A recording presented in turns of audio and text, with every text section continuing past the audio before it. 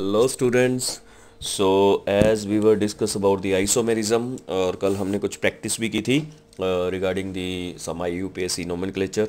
सो अब हम अपने ही प्रीवियस पार्ट को कंटिन्यू करते हैं। That was the isomerism. तो आइसोमेरिज्म के लिए हमने जो ऑलरेडी डिस्कस किया था वो स्ट्रक्चरल आइसोमेरिज्म को हम ऑलरेडी डिस्कस कर चुके हैं, जिसके अंदर हम chain isomerism, position isomerism, functional isomerism और मेटामेरिज्म को डिस्कस कर चुके हैं। So today we will discuss about the stereoisomerisms. तो stereoisomerism के as we have already discussed की दो पार्ट हैं, one is geometrical isomerism and other one is optical isomerism.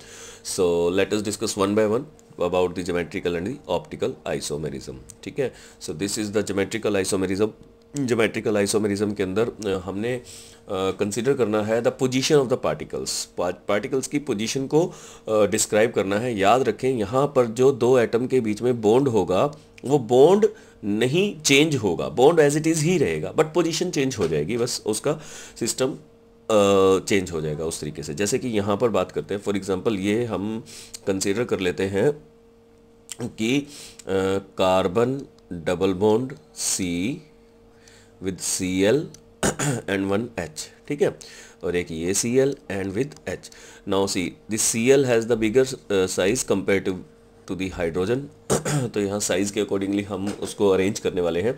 सो ये ग्रीन कलर जो है, अगर हम कंसिडर कर लें, इसे क्लोरीन को डिनोट कर रहा है, और जो स्मॉल वाइट कलर वाला पार्ट है ये हाइड्रोजन को डिनोट कर रहा है। सो यहाँ पर पोजीशन देख सकते हैं, how they will show the geometrical isomerism. जब दोनों के दोनों बड़े मॉलिक्यूल्स एक साथ हैं, जब जैसे कि एक साथ है, तो हम इसे बोलेंगे दैट इज़ द सिस। ये सिस स्ट्रक्चर बोला जाता है इसे। और जब ये दोनों एक दूसरे के अपोजिट आ जाते हैं, so they will form a transformation. तो ट्रांसफॉर्मेशन को बहुत इजीली याद रखा जाता है कि ट्रांजिट है एक दूसरे के, so that form the trans structure. ये ट्रांस स्ट्रक्चर है और ये सिस स्ट्रक्चर है। देखिए, मॉलिक्यूल एक ही है, बॉन्ड में भी कोई चेंजेस नहीं आया है, बट यहाँ पे उन्होंने अपनी पोजीशन को चेंज कर लिया गया है। तो जिस पोजीशन के साथ चेंज किया गया है, इसकी वजह से इनकी प्रॉपर्टीज़ के अंदर भी चेंजेस आ जाते हैं। तो if swap the chlorine and hydrogen atom on the first carbon atom, the new arrangement has a different relative position of the atoms in space. So what they form, that is geometrical isomerism. यहाँ देखिए, ये दोनों के दोनों एक साथ हैं और ये दोनों के दोनों भी एक साथ है। क्या इनके अंदर कोई भी किसी भी तरह का ज्योमेट्रिकल आइसोमेरिज्म पॉसिबल है या यहाँ पर शो हो रहा है?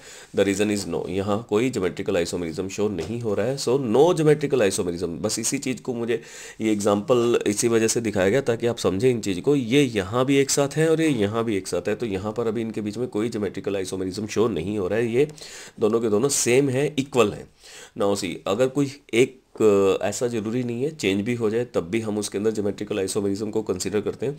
Now see what is happening over है। यहाँ पर ये दो छोटे मॉलिक्यूल्स जो हैं, मतलब ये जो मॉलिक्यूल्स हैं ये एक साथ हैं, ठीक है। और यहाँ पर अगर हम बात करें, ये दोनों आपस में क्या हो गए, ट्रांजिट हो गए। सो इसके अंदर क्या हो रहा है कि ज्योमेट्रिकल आइसोमेरिज्म स्पेस शो हो रहा है, ठीक है। तो अब हम इसे और ज़्यादा थोड़ा सा एक्सप्लेन करते हैं इसी पोर्शन को। तो यहाँ पर हम और जो चीज़ों को कंसीडर करेंगे और जो बातों को कंसीडर करेंगे वो ई और जेड स्ट्रक्चर भी बोला जाता है, और इसके ऊपर काफ़ी कंफ्यूजिंग क्वेश्चंस भी पूछे जाते हैं कि क्या है। सो ई, जैसे कि हमने सिस और ट्रांस को डिस्कस किया, सेम वे में ई और जेड स्ट्रक्चर को भी यहाँ पर डिस्कस किया जाता है। Higher atomic number element on the same side of the double bond.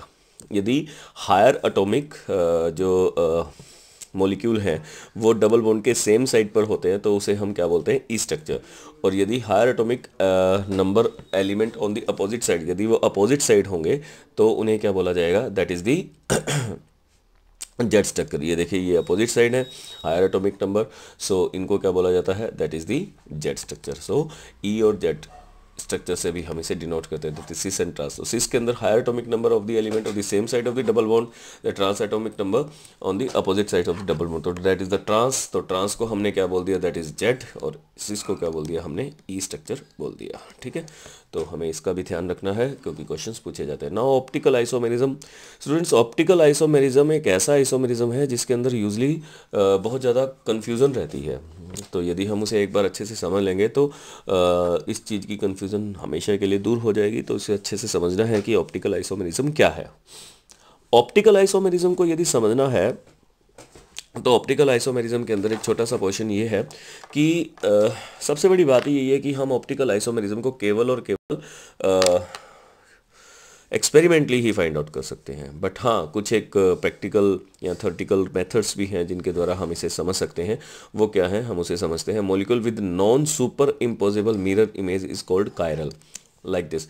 यहाँ पर आप देख पा रहे हैं कि ये नॉन सुपर इम्पोजिबल मिरर है। ये एक कंपाउंड लिखा हुआ है जैसे एलानिन। सो एलानिन और ये है डी एलानिन एंड ये है एल एलानिन। इनमें अंतर क्या है, क्योंकि यदि ये इसकी एक मिरर इमेज है, ये ओरिजिनल है और ये उसकी मिरर इमेज है, यदि इस मिरर इमेज को इसके ऊपर रखा जाएगा तो ये नॉन सुपर इम्पोजिबल होगी, मतलब ये इसको कंप्लीटली कवर नहीं करेगी। सो नहीं कर रही तो वो कायरल होगा। वो क्या कहलाएगा, कायरल कहलाएगा।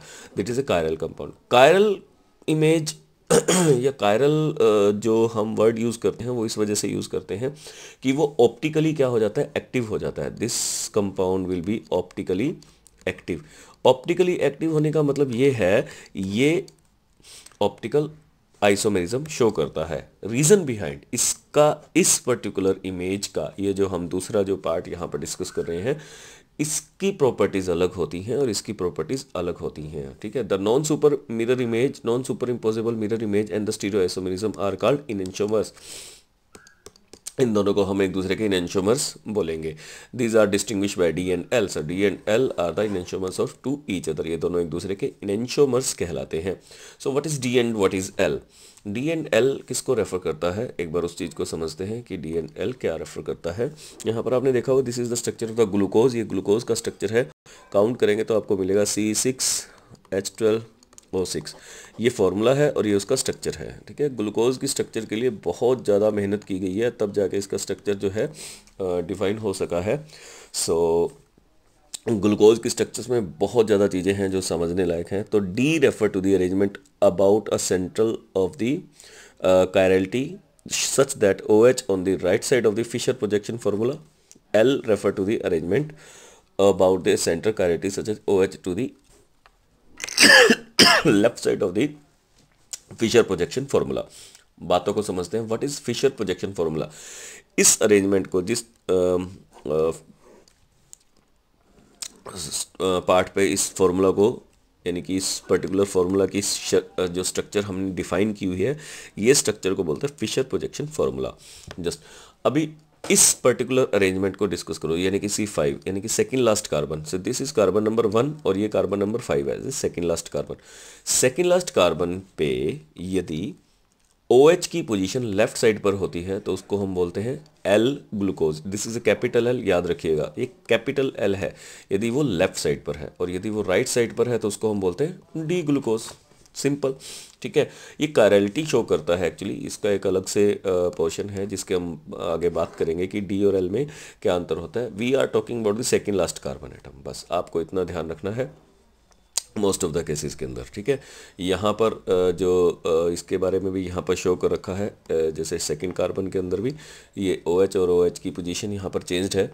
सो इसका भी मीनिंग यही है। यहाँ पर हम इसे वैसे एक अल्फ़ा के नाम से बुलाते हैं, अल्फ़ा और बीटा। ये बीटा है, सॉरी ये बीटा है क्योंकि L1 इज़ बीटा, और जो D है इसको हम अल्फ़ा बोलते हैं। This is the alpha.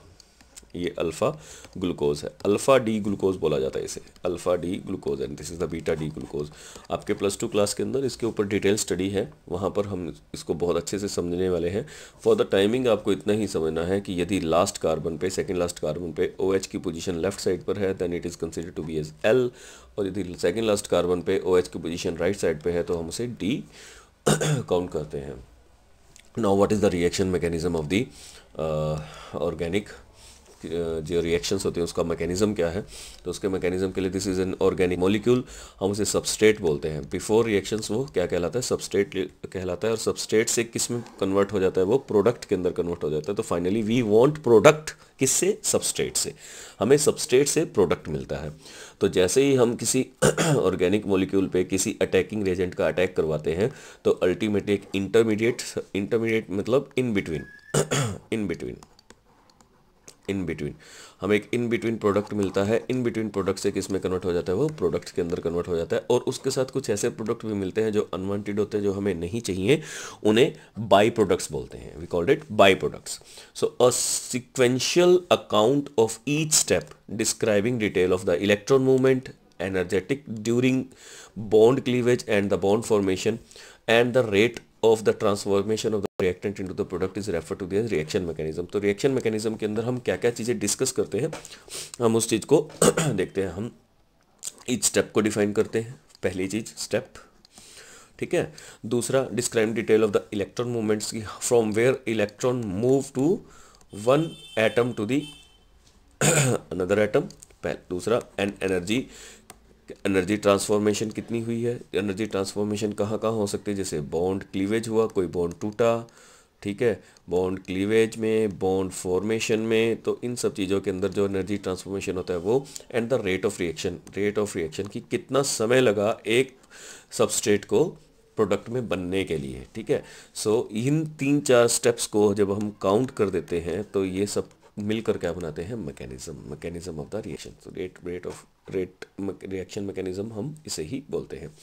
Now very important, जो बार बार आपको आगे भी काम आने वाला है, इसको बहुत अच्छे से समझना है कि fission of A covalent bond का फिजन मींस ब्रेकडाउन, कि ब्रेकडाउन कैसे हो सकता है, ठीक है। कोवलेंट बॉन्ड, अभी तक हमने तो कहा था कि कोवलेंट बॉन्ड बनता है, कैसे बनता है, क्यों बनता है, ये हमने 4th चैप्टर के अंदर स्टडी किया है। बट नाउ अब हम इसको क्लीव करना चाह रहे हैं, तोड़ना चाह रहे हैं, तो उसके क्या क्या वे हो सकते हैं। There are 2 ways, heterolytic cleavage and homolytic cleavage. एक चीज़ इसके अंदर बेसिकली आपको ध्यान में रखनी है, से ए और बी के बीच में यदि कोई कोवलेंट बॉन्ड बना है तो याद रखिए हम बात कर रहे हैं केवल और केवल म्यूचुअल शेयरिंग की। किसकी? म्यूचुअल शेयरिंग की बात हो रही है यहाँ पे। दैट डजंट मीन कि आप यहाँ पे अनइक्वल शेयरिंग की बात करें। म्यूचुअल शेयरिंग मतलब इक्वल शेयरिंग की बात करेंगे हम, सिर्फ कोवलेंट बॉन्ड की बात हो रही है। यानी कि इस ए ने भी एक इलेक्ट्रॉन को डोनेट किया था और इस बी ने भी एक इलेक्ट्रॉन को डोनेट किया था और इनके बीच में एक बॉन्ड का फॉर्मेशन हुआ था। For one bond, how many electrons are involved? 2. For 2 bond, there are 4 electron involved. For 3 bond, there are 6 electron involved. तो ये चीज़ें याद रखनी है क्योंकि हम इन चीज़ों का आगे यूज़ करने वाले हैं। अब देखो क्लीवेज होगा, हेट्रो का मतलब क्या है? Not same. Hetero means not same. Homo means same. यानी कि ए और बी के बीच में जब बॉन्ड टूट रहा है, टूटने का मतलब क्या है कि वो अपना बंटवारा कर रहे हैं। नाउ ये अपना इलेक्ट्रॉन चाह रहा है और ये अपना इलेक्ट्रॉन चाह रहा है, तो यदि ये बंटवारा यानी कि जो डिस्ट्रीब्यूशन हुआ है ये इक्वल डिस्ट्रीब्यूशन हुआ है, यानी कि एक एक इलेक्ट्रॉन जिसने दिया था उसी को वापस मिल गया, सो उसे हम क्या बोलेंगे? Homolytic cleavage. और अगर ऐसा नहीं है, B is more stronger then A या A is more stronger then B, सो उस पर्टिकुलर केसेस में दोनों के दोनों इलेक्ट्रॉन तो B ने रख लिए, A के पास कुछ भी नहीं बचा, या A ने दोनों के दोनों इलेक्ट्रॉन रख लिए और B के पास कुछ भी नहीं बचा। इस तरह की क्लीवेज को हम बोलते हैं हेट्रोलाइटिक क्लीवेज। क्लियर? सो यहाँ पर अनइक्वल डिस्ट्रीब्यूशन हो रहा है, यहाँ पर इक्वल डिस्ट्रीब्यूशन हो रहा है। हमें इस चीज़ का ध्यान रखना है, इसी के बेसिस पर हम आगे चलने वाले हैं। So what is the homolytic fission? Homolytic fission के अंदर what we are going to see, when the cleavage of the covalent bond between the two atoms enable each atom to retain one electron of the shared pair instead of the electron pair is known as homolytic fission। means जिसने जो electron दिया था bond बनाते समय, अब वो वापस से अपना सेम बॉन्ड इलेक्ट्रॉन जो है वो वापस से ले रहा है, रिटेन 1 इलेक्ट्रॉन, अपना एक एक इलेक्ट्रॉन ले रहा है, ठीक है, from the shared pair of electron, ठीक है। Like the free radical are donated by the dot over the symbol of the atom. तो यहाँ से फ्री इलेक्ट्रॉन्स बनते हैं, फ्री रेडिकल्स बनते हैं, सॉरी। अब ये बॉन्ड बना हुआ है, ए ने अपना इलेक्ट्रॉन ले लिया, बी ने अपना ले लिया, होमोलाइटिक फिजन हुआ तो ए के पास भी अपना एक इलेक्ट्रॉन आ गया और बी के पास भी अपना इलेक्ट्रॉन आ गया। इससे इस पर्टिकुलर इंडिविजुअल स्पीशीज को हम बोलते हैं फ्री रेडिकल। क्या बोलते हैं इसे? Free radical. नीचे मेंशन भी है, A free radical and B free radical, ठीक है। ध्यान रखना है, फ्री रेडिकल वर्ड भी बार बार यूज होता है, कंफ्यूजिंग रहेगा, नहीं तो आप इसको अच्छे से समझिए।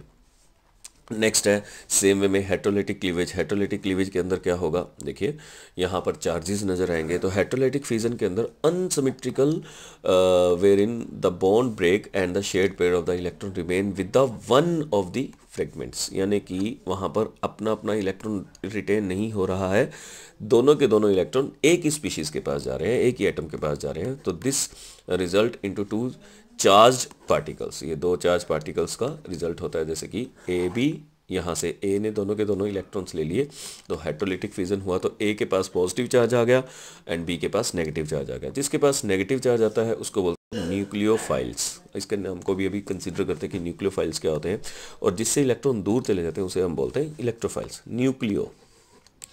न्यूक्लियो का मतलब होता है न्यूक्लियस से, और न्यूक्लियस के अंदर क्या प्रेजेंट होते हैं, प्रोटॉन्स, तो जिसकी वजह से उसके ऊपर पॉजिटिव चार्ज होता है। File means loving. सो देखिए न्यूक्लियो लविंग, यानी कि ये पॉजिटिव चार्ज की तरफ अट्रैक्ट होता है। तो नेगेटिव चार्ज है तो किसकी तरफ अट्रैक्ट हो रहा है, पॉजिटिव चार्ज की तरफ, तो इसको हम क्या बोलेंगे, न्यूक्लियोफाइल। तो NU के ऊपर नेगेटिव चार्ज दिखाया जाता है, that is consider to be as nucleophile. What are electrophiles, same way में इलेक्ट्रॉन लवर, तो ये इलेक्ट्रॉन की तरफ अट्रैक्ट होते हैं, though they have the positive charge on it. So ये किसकी तरफ अट्रैक्ट होंगे, नेगेटिव चार्ज की तरफ। सो इनको हम क्या बोलते हैं, इलेक्ट्रोफाइल्स। ये इलेक्ट्रॉन लवर हैं, ये न्यूक्लियंस लवर हैं। So due to this reason ये क्या होगा, ई पॉजिटिव के शो में तरह से डिनोट होता है and this is NU negative. ठीक है। तो यहाँ पर हम उसे डिफाइन भी करते हैं, what are nucleophiles and what are electrophiles. A reagent that bring an electron pair is called nucleophile. Nucleophile or nucleus seeker, say nucleus seeker, or anion is a species that donate an electron pair to a positive ion. तो ये अपना electron pair जो है positive ion को donate कर देते हैं। All molecule or ions with a free pair of electron or at least one pi bond can act as a nucleophile.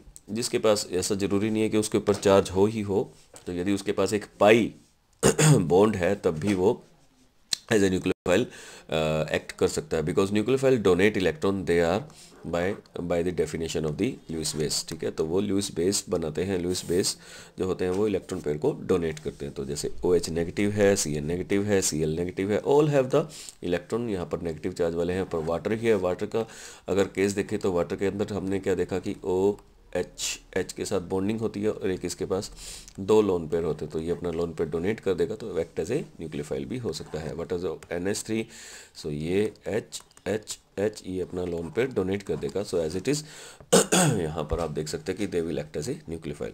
Then same way में जस्ट अपोजिट कर दीजिए, what are electrophile. Electrophiles क्या होंगे, reagent that takes away electron pair is called electrophile. So उसको electrophile बोलते हैं। Electrophiles और electron seeker और cation are positively charge species that accept the electron pair. Because electrophile accept the electron they are called Lewis acid, उनको Lewis acid बोल दिया जाता है। Most electrophile are positively charge, most, सभी नहीं होते, मोस्ट होते हैं, and have an atom that carries a partial positive charge, और एक एटम होता है जिसके ऊपर पार्शियल पॉजिटिव चार्ज होता है।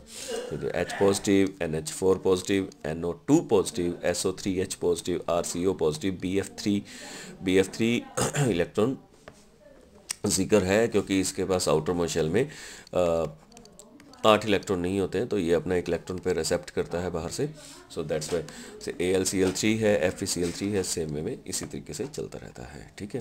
Now electron movement in organic reactions, किसी भी ऑर्गेनिक रिएक्शंस में इलेक्ट्रॉन का मूवमेंट कैसे होता है।